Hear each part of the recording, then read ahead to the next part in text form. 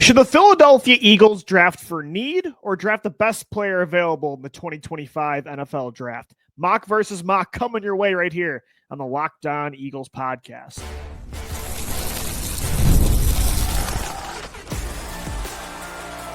You are Locked On Eagles, your daily Philadelphia Eagles podcast, part of the Locked On Podcast Network, your team every day.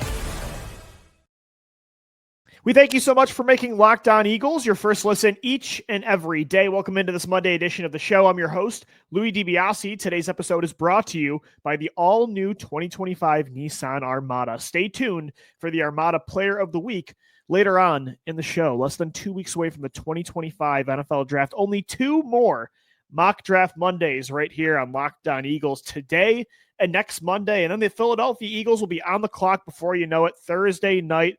Maybe a 32nd overall, maybe 24th, maybe not till Friday night at 42. Who knows what Howie Roseman is going to do?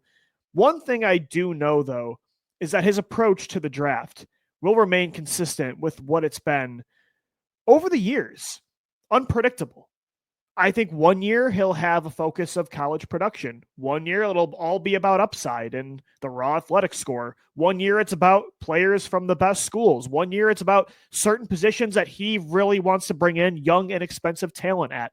Every single year I feel like his focus is different. He has his core, philosophies, his fundamental beliefs that he will not waver from, like most NFL teams do. But every year, I do think his approach is different, as it should be, because every year the roster needs short-term and long-term. The draft board is going to be different. Like, everything's going to be different. The strengths and weaknesses of a class are different. So your approach always has to be different. And I think that's going to be a theme again in 2025.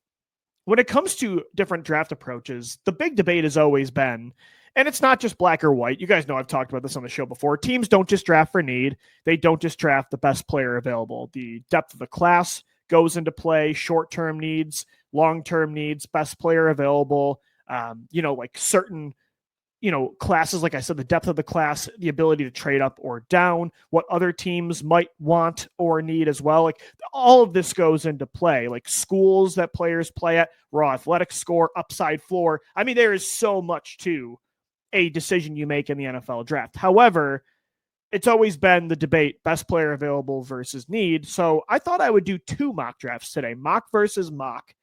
A mock draft, if the Eagles took the need approach really to heart, and they took a radical draft for need like approach, and then a radical draft the best player available approach. If they really honed in on value and then they really honed in on need, what draft would be better? And again, it's not going to be this black or white, but it was interesting to kind of go through an exercise of, okay, how would the draft class look if you were really focused on one or the other? So I went through a draft for need mock draft and then a draft for best player available mock draft. Let's get into those mocks right here on the Locked On Eagles podcast. And we'll start with my mock for need. And for me, this is the approach I like to take. I think it's insane in a vacuum to draft the best player available if it's at a position that you don't need short-term, you don't need long-term. If you have players at that position already for the long-term, it wouldn't make sense to create a log jam and not have a rookie have any sort of path to playing time within a year or two. Having rookie starters that are really good on those inexpensive contracts is so important in the modern day NFL. So I'm more of a draft for need guy, but at the same time, you don't want to reach for a need either. I always say it's best player available based on needs. And that's what I did with this mock draft. And a guy did slip down the board to 32 that if I'm the Eagles, I'm running to the board to get this guy if he does fall. And we've never taken him because he's never been available. And they could trade up inside in the 20 to 30 range to try to get this player, but he's never fallen to 32. He fell right into our laps in this mock draft. And I think it's somewhat possible. It's Ohio State offensive tackle Josh Simmons. Like, Josh Simmons could be the heir apparent to Lane Johnson long-term, but he's so athletic. He is such a gifted player that I think he could also start at right guard. And so this definitely checks a short-term need for the Eagles at right guard. It checks a long-term need for the Eagles at right tackle. And when it comes to best player available, like this was a steal at 32. I think he'd be by far the best player available if he was available with that final pick on day one. So it's kind of the best of all worlds here, but this really does address, I think, the number one need the Eagles are going to be looking to add in this draft. It's young offensive line help, whether it is at right guard, whether it's at right tackle. I think they're going to try to have their cake and eat it too by getting a versatile player that can do the interior role short term and then the tackle role long term. I think Simmons can do that. And I think that's just really good value. I'd be very comfortable with the Eagles trading up. I could see them doing something like they did in 2019, where they traded up in 2019 for Andre Dillard. I could see them doing that maybe with a team like the Minnesota Vikings, moving up, 6 to 8 spots to go get Simmons if he falls down the board because of that injury he suffered in 2024. He has all the traits for me to be a cornerstone right guard or right tackle at the next level. I really like his explosive footwork. He's really good at mirroring pass rushers. Only played 6 games last year, but in those 6 games, Josh Simmons only allowed 1 single pressure. So for me, at 32, this makes sense in pretty much every way. Any kind of approach you want to take to the draft, Josh Simmons at 32 would make all the sense in the world. With the second pick, and I did not do trades in these mock drafts, with the second pick, the Eagles have round 2, pick 64. I went with a Kentucky defensive tackle by the name of Deon Walker. And we haven't taken this guy either in our mock drafts. And I don't know why, because he's a unicorn. 6'7", over 300 pounds, explosive off the line of scrimmage, a 7+ foot wingspan. He's a unicorn. And I'm very curious, a lot of the times with these defensive linemen I've been picking for the Eagles, they're actually more smaller, explosive pass rushing types on the interior, right? Like that's a Shamar Turner or a TJ Sanders, a Darius Alexander. Not that those guys are undersized, or an Omar Norman Lott is, but it's more so with the pass rushing prowess in mind. Deon Walker can be that guy. Like he had 7.5 sacks in 2024 or 2023, I should say, but he's also 6'7", and looks like Jordan Davis out there, but he moves, I think, even faster. Like Jordan Davis was an athlete coming out of Georgia, but the tape didn't show it as much as the testing did for JD. Deon Walker on tape, you can see the explosive first step. You can see the violent, really quick hands. His swim move is extremely impressive for a guy that size. And now, again, he's a little stiff in the lower body, as most guys that big would be. He definitely would need Clint Hurt to develop him. He needs counter moves as a pass rusher. He plays with way too high of a pad level. Like he's definitely a raw prospect, but I could totally see the Eagles saying, we need a defensive tackle. We need depth. We've got Jalen Carter and Moro Ijoma as our pass rushing specialists. Why don't we try this like unicorn package where we have Jordan Davis and Deon Walker on the inside? Good look running it up the middle in between those two players and Zach Bond behind them. And it could help add size to the defensive line when you have a more undersized edge rushing group right now with Nolan Smith, Azeez Ojulari, Joshua Uche, and Jalix Hunt. Like that's not the biggest edge group in the world. I haven't explored this idea yet, and I'm kind of getting excited about it. Deon Walker, and actually an anonymous NFL scout said, watch the Eagles get their hands on this kid and just turn him into a stud. I know the Eagles took Jordan Davis, and it hasn't worked out to the fullest of his potential, but I kind of like the idea of trying it again with a player with such a unique skill set. I just love taking players, and that's why I understood the Jordan Davis pick back then.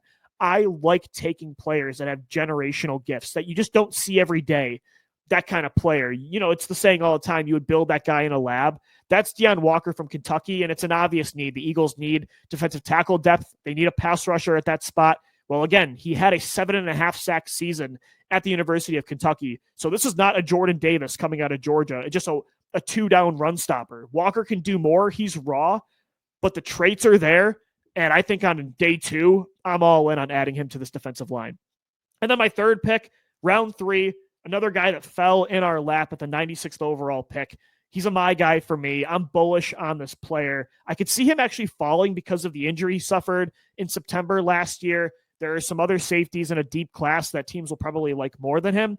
Kevin Winston Jr. from Penn State. Like, I'm not getting off this pick. I want this guy in Vic Fangio's defense. When you look at his range, his elite tackling ability, he's a tight end coverage matchup's dream. Like for a defensive coordinator, he is just the perfect guy to go up against a tight end with the athleticism, the range and the speed, the tackling ability, the second best missed tackle rate in all of college football. Last time he was fully healthy in 2023. He's got really good length for a defensive back. Like if he gets his hands on you in press coverage as a tight end or a running back or a slot receiver, it's going to be tough to get around this guy. Again, he has elite recovery speed. I think he has a lot of the strengths of Sidney Brown that I like in Sid, but I think he's a better coverage player. I think he's a much better tackler. Now he's going to make some mistakes because of his explosive ability as a rookie. I think he'll kind of like Sid have to hone it in a little bit, but I think he plays more controlled than Brown. And I just think you add Winston Jr. with Sidney Brown and Reed Blankenship, and that's your three safeties. This guy can play nickel corner like he did with the Nittany Lions. He can play dime linebacker like he did at Penn State. He played single high safety. Like he's a do-it-all guy. And I think he could fall down on the board a little bit in a deeper safety class because of the injury last year. I'm big on Kevin Winston Jr. This might be more of a second-round pick, but he fell in my lap in this mock draft. And again, this is for need. Maybe in 2025, right now they need a safety more than maybe any position. But I think those are your top three needs. A long-term tackle to replace Lane Johnson, a potential starting right guard right now, a pass-rushing defensive tackle, and then a safety. Those are your top three needs. That's what I addressed with Josh Simmons, Deion Walker, and Kevin Winston Jr. And then on day 3, took some flyers on some positions that, like I said, the Eagles could really use in 2025. I took a tight end in Clemson's Jake Brenningstool, 6'5". The Eagles are going to probably want to add some size to this passing game, especially if they lose Dallas Goedert. Brenningstool is only about 240 pounds, so he could put on some weight to be a better blocker. Right now, like he's not an inline tight end. This is a guy that's going to stand up and be more of like a big slot to compete with Johnny Wilson, to rotate through with Jahan Dotson. But I really like his receiving ability, can high point the football. Again, like I said, he's 6'5", a smooth route runner for somebody that big. I like Brenningstool, and I missed out on that run of those top 7 tight ends Terrence Ferguson just went. But again, this is based on need in this mock draft. And for round 4, pick 134, I think Brenningstool adds some good value. And then a couple more picks in this draft. I took another Penn State Nittany Lion in round 5, pick 161, Kobe King. The Eagles could use some linebacker depth. Right now, outside of Zach Bond and Jeremiah Trotter Jr., all they have is Ben Van Sumeren for linebacker depth after losing Oren Burks. Nakobe Dean is injured. They could use more defensive backs early on in the year, but they got to add depth. I think Kobe King has some traits. He's a really good player coming downhill, has to develop going sideline to sideline, but I think he's got some traits the Eagles would like, and he's one of those RAS guys, those raw athletic score kings, and the Eagles like those kind of prospects in the modern day. A couple more picks here. Round 5, pick 164. Minnesota edge rusher Jay Joyner has all the traits I think the Eagles could use in an edge rusher. He's got the size, he's got the length, more of a hand in the dirt, traditional 4-3 defensive end type. That's the kind of player I'd like to add in this draft with an undersized edge group. He's got to get better against the run when it comes to tackling. Had an egregious missed tackle rate of, I believe it was, 42% a few years ago. But he's a really complete pass rusher, has good counter moves, can win with length, power, speed to power, has a good motor. Joyner, I think you could do a lot worse on day 3 in a really deep class. I think this could be a steal in round 5. Gives me some Josh Sweat vibes. He's not the athlete of Josh Sweat, but he has that kind of frame that I like. I want to add that kind of player after losing Sweat to Arizona. And then 2 more picks on defense and an offensive player as well. Going for need here, I went with California quarterback Noel Williams, 7 interceptions in 2024. Could add that kind of ball hawk to a secondary that just lost 6 picks from Chauncey Gardner-Johnson, can play inside and out. That's big after losing Avonte Maddox and Darius Slay. The Eagles need some cornerback depth. He'll compete with Eli Ricks next year. I like that pick a lot. And then add some speed on day 3. Maybe try another Quez Watkins type. UNLV wide receiver Ricky White could use some speed, run after the catch ability to rotate through, could potentially be a returner in the special teams game. A good gunner as well, actually, a pretty physical tackler for a guy that size. So I like Ricky White coming out of UNLV. So I like that mock a lot for need being the focus. You add a cornerstone long-term offensive line piece in Josh Simmons. You add another unicorn on the interior of the defensive line in Deion Walker from Kentucky. You add my favorite safety in this class, Kevin Winston Jr. out of Penn State. A 6'5" tight end in Jake Brenningstool coming out of Clemson. Some linebacker depth with Kobe King out of Penn State. A big edge rusher in Jay Joyner out of Minnesota, and then some speed with Ricky White out of UNLV, and some ball hawk ability at corner out of California and Noel Williams, 7 interceptions in 2024. It's going to be hard to beat that. If I'm being honest, that's one of my favorite mock drafts that I've done all offseason. Let's do a mock now, though, that has more focus on value, not need. Now, a lot of these positions are areas of need that are the best players available on the board in this year's class. So a lot of times the BPA for the Eagles in this class are going to be areas of need, but I didn't focus on that as much as I did in this mock. It was more about truly taking the best players that are available. So let's get into that mock coming up next right here on the Locked On Eagles podcast. Today's episode of the Locked On Eagles podcast is brought to you by Amazon Fire TV. Did you know your Fire TV is also an Xbox? That's right. Turn any TV into your gaming and entertainment hub with Fire TV Stick 4K devices. No console required. Just grab your paired controller, subscribe or sign into Xbox Game Pass Ultimate with EA Play included, and you're ready to play. Dive into hundreds of premium titles from EA Sports College Football 2025 to Call of Duty Black Ops 6. I feel old. Black Ops has already had 6 games, which is ridiculous. Easily, as you stream your favorite shows, you can get these games. It's gaming made simple, and it's all on your Fire TV. You can play high-quality Xbox games at a fraction of the cost of a console. Already have a console? A Fire TV Stick 4K device is more affordable, and it's easier to travel with, allowing you to take you or your kids' games wherever you can plug them in. Head to Amazon.com/Fire TV Locked On to get started. Xbox Game Pass Ultimate subscription and compatible controllers required. Available on select devices including Fire TV Stick 4K 2nd Gen, Fire TV Stick 4K 1st and 2nd Gen, and Fire TV Cube 3rd Gen. Thanks always for making Locked On Eagles your first listen each and every day. It's Mock Draft Monday. We're doing mock versus mock. I did a 7-round mock draft with need being the focus. If you really went all in on drafting for need, short-term and long-term, how would that class look? I love the draft that we did. Now I'm going to do a 7-round mock, more focused on value. And like I said at the end of segment 1, this year's class is all about the trenches, the offensive and defensive line. It's really good at safety and tight end. These are positions the Eagles really do need short-term in 2025, but also in the long term. So a lot of these picks, they're going to fill that need as well, which is what I like about this class. I think you can have your cake and eat it too this year, as opposed to some other classes. But again, I still went into this mock not being like, we have to add this position right here, right now.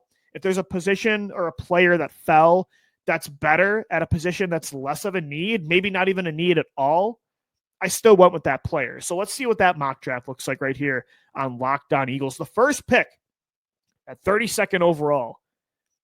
It's not an area of need. I don't think in the short term or long term. It's the cornerback position, but Trey Amos out of Ole Miss fell into our lap with that final pick on day 1. And I don't think taking a cornerback is as crazy as it sounds. Now, yes, I would take most other positions ahead of corner this year. Like I'd go safety if it's not a huge gap between these positions. Again, this is why I argue for need versus best player available, because in a vacuum, yeah, when you have Quinyon Mitchell and Cooper DeJean only heading into year 2 of their contract, like those are 2 lockdown corners you have in the future. They're both eventually going to have to get paid $30+ million a year. I think it would be kind of irresponsible to draft another corner on day 1 that you're likely not going to give an extension to. Like, I think it's nuts to draft a first-round player that you almost know you're never paying after the rookie deal, right? So in a vacuum, I think that's irresponsible using that kind of resource on a player like that, on that kind of situation. But at the same time, when you look at the Eagles situation, when you look at this year's draft, they're a complete team, right? And what if the board falls just not in their favor and there's just no pass rusher that's really worth the pick? You know, Malachi Starks and Nick Emenwari are not there. The offensive line talent's kind of mid by this time. And let's say, you know, because you'd want to move down ideally in this situation, in this scenario, what if you can't move? It takes 2 to tango. What if no team wants to move up because they also see that there's no real talent available for them to move up for? And what if a cornerback like Trey Amos is the best player on the board and it's pretty obvious? I don't think in this situation, again, in a vacuum, it's as crazy as past years to take a player in this kind of situation, right? Because if you're a team like the Eagles and you have such a complete roster that does have long-term pieces at most of your positions, you're going to run into the situation at a spot or two where you've got a lot of guys there that are good that you can't pay. You just ran into it on the defensive line. You can't pay Milton Williams and Josh Sweat because you also got to pay Jalen Carter and Nolan Smith and maybe also Jordan Davis eventually, and eventually maybe Jalux Hunt. You can't pay everybody when you have such a complete roster, but you still got to make draft picks. So there will be a situation probably if the board falls a certain way where you might have to take a player that's clearly the best player on the board at a position where you have key pieces. And I will say a 5-year run of Quinyon Mitchell, Cooper DeJean, and Trey Amos at corner would be insane. And I really like Keely Ringo, but Amos has that length. He has that ball hawk ability, that playmaking skill on the ball. I think he's a good tackler. I just like his instincts. Like he's so good in contested catch situations. I like the idea of almost creating a Legion of Boom level of secondary talent like Seattle used to have in the early 2010s. I would love to have that kind of secondary in Philadelphia like they did last year. I mean, last year we saw the benefit of having 3 shutdown corners in Q, Coop, and Darius Slay. And I don't hate the idea of Amos falls down the board and nobody else really does at other spots. Again, there's a lot of other scenarios that would play out that I would rather have play out with another position being the pick. But I don't think it's completely out of the realm of possibilities. And Trey Amos did just visit the Philadelphia Eagles last week on a top 30 visit. So again, if it's close with another position, you go with that other spot. Especially me, though, you guys know me and how much I love cornerback play and having top level corners. I would be very tempted to take Trey Amos in certain situations. Not in most situations, but again, if it's a mock draft based on value and we're really honing in on that, I think there is a scenario like the one that played out in this mock draft. Trey Amos, for me, was by far the best player, and I couldn't trade down. I wasn't reaching for a guy I thought was clearly a second-round talent, and I think Amos is a day 1 talent, so he was the first pick at 32. And then on day 2, this does help fill a need, but I think it was by far the best player available at 64, and I don't know if he'll be available in real life at this spot, but Arizona offensive lineman Jonah Savanea, just crazy upside. A versatile offensive lineman coming out of Arizona that played tackle. He played guard. I mean, this guy's 6'4", 324 pounds. He's a massive human being, but he ran under 5 seconds in a 40-yard dash, a 4.95 40-yard dash for a 6'4", 320-pound player. At that size, to run that fast, he ran a 1.72 10-yard split. And like I said, he's got the versatility. He played guard and tackle at Arizona. I just feel like Jeff Stoutland would love to get his hands on a player like Jonah Savanea. And I'm going to get that name right if they draft him. Jonah Savanea. I did not think he would fall to 64. He could start. I think he would easily start at right guard right away. And I think he's definitely a long-term right tackle option when Lane Johnson hangs it up. So I was surprised he fell. Again, in this year's draft, the strength is in the trenches, and the Eagles need the trenches. So I don't feel like there's a lot of situations where they're going to feel like, ooh, we really reached for that need. Like, I don't think that at all. And I think Savanea, they would feel like that helps both. It's a value pick, and it helps us in the short term and the long term. It checks all 3 boxes. Short-term need, long-term need, best player available. Round 3, was very surprised this guy was available as well. I think we got 3 steals in this mock draft. Tennessee defensive tackle Omar Norman Lott. 9.5 sacks in 2 seasons, 4 last year, 5.5 in 2023. A pass rushing specialist. That's what the Eagles need on the interior. He is undersized for a tackle. I feel like he can get beat off the line of scrimmage in the run game sometimes. Might have to add on some more weight or just get better at just not losing his footing against some powerful guards more. But his explosive first step is really impressive. Really quick hands, has a high motor, just really good at getting to the quarterback on 3rd down. A very good 3rd down player. Him and James Pierce wreaked havoc on SEC teams last year in those beautiful orange jerseys. Omar Norman Lott, you rotate him with Moro Ijoma and Jordan Davis next to Jalen Carter. That's I think a really good trio, and that's a start in replacing Milton Williams. So Omar Norman Lott, adding him into that interior, I could see it even in round 2. The fact that he was there at 96, I think between Kevin Winston Jr. in the first mock and Omar Norman Lott in the second mock, we're making out like bandits right now in these mock drafts when it comes to the steals. I think these are like ultimate drafts. So far, 2 of my favorite mocks I've done. On day 3, I'm going to go with some upside.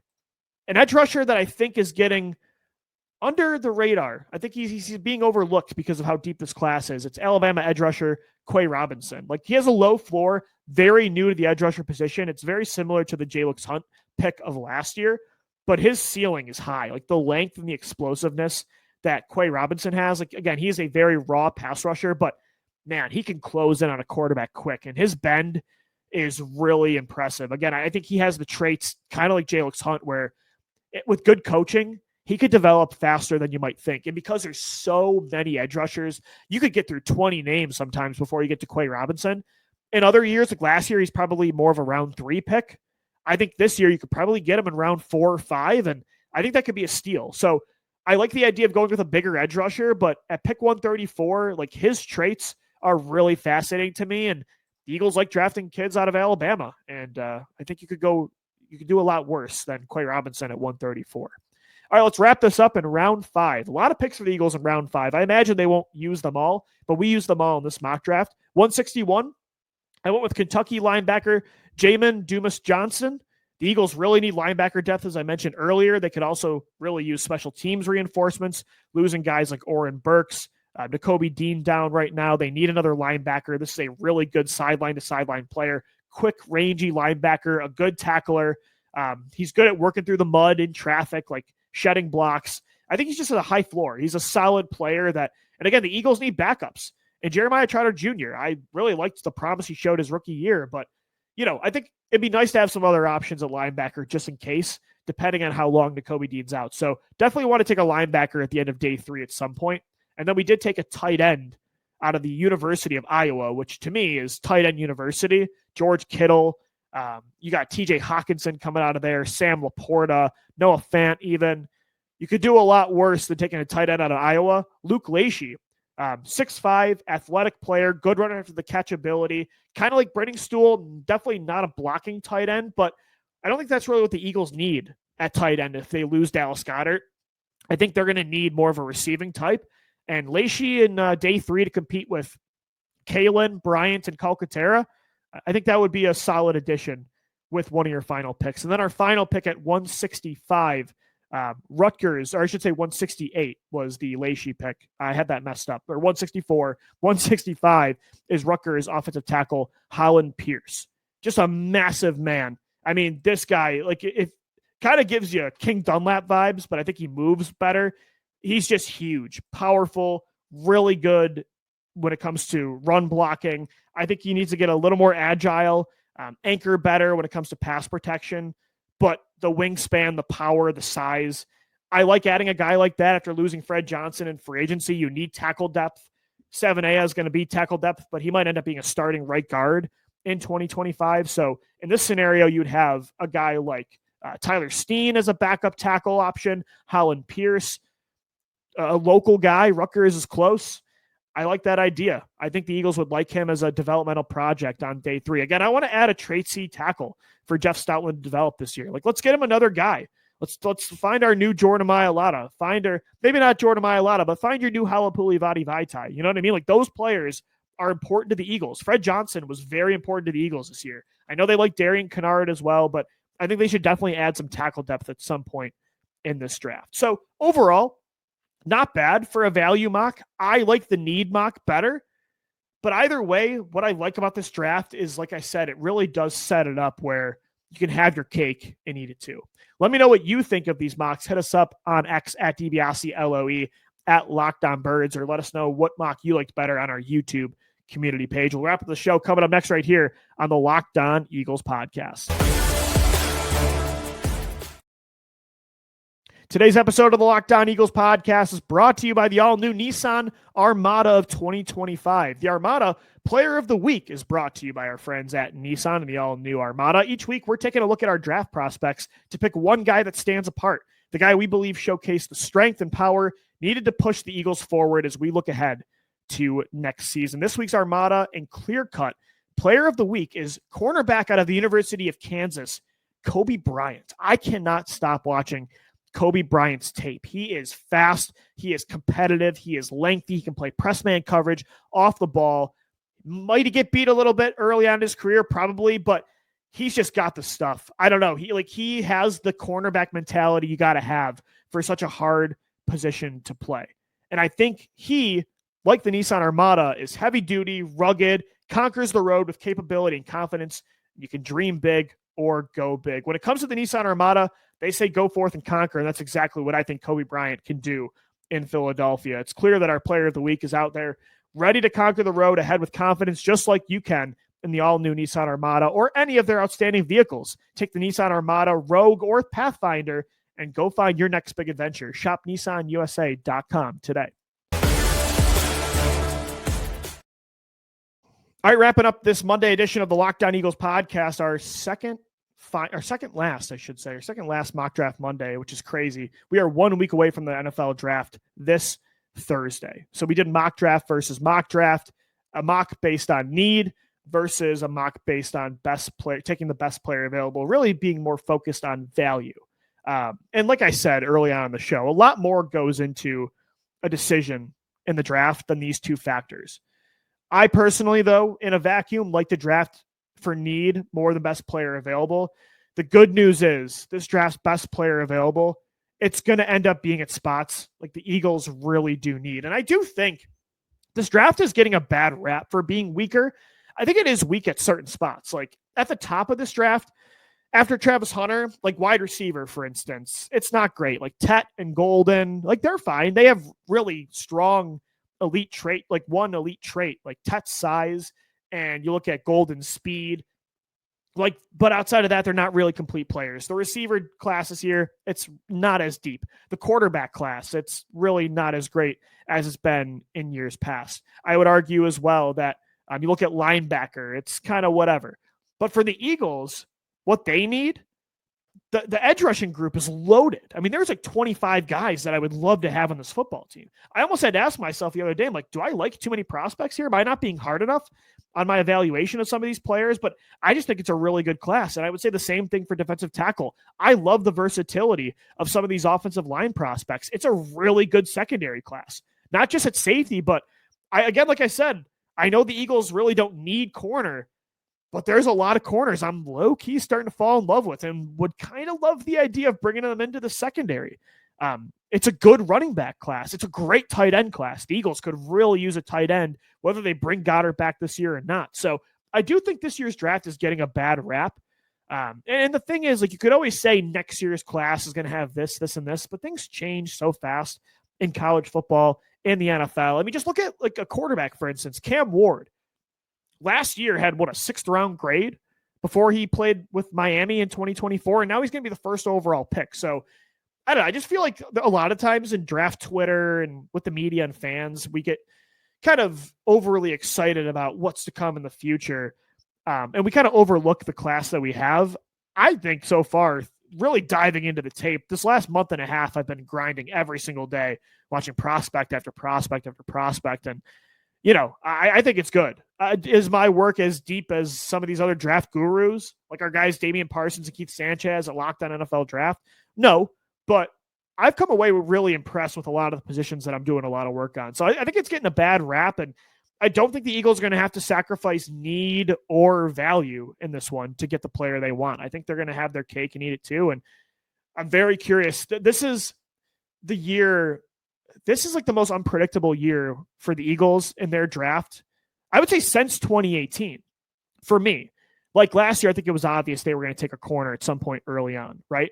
I think in 2023, you knew after losing Javon Hargrave, Fletcher Cox was on a 1-year deal, Brandon Graham as well. Like you knew they were going to add pass rushers, whether it was a tackle or an edge rusher. Like you knew they were adding that guy early. 2022, you knew at some point they were going to bring in a wide receiver. And same with 2021 and 2020 for 3 years in a row. And they did. Jalen Reagor, Devontae Smith traded for A.J. Brown. This is the first time since I would say maybe 2019. 2019 and 2018, those 2 years after Super Bowl 52, I had no idea what they were going to pick. That's how I feel right now. Like I truly have no idea what they're going to do. And that makes for a fun draft. So I can't wait. Only, what do we got? 9 days, 10 days remaining until the 2025 NFL draft. And I got you covered every day up until the Eagles are on the clock. That's going to do it for today's edition of Locked On Eagles. Mock versus mock. Again, let me know which mock you liked better. Hit us up at DiBiase LOE and at Locked On Birds on X. Thanks so much for making us your first listen each and every day. As always, thanks so much for downloading, watching, and listening, and let's go Birds. Fly, Eagles, fly.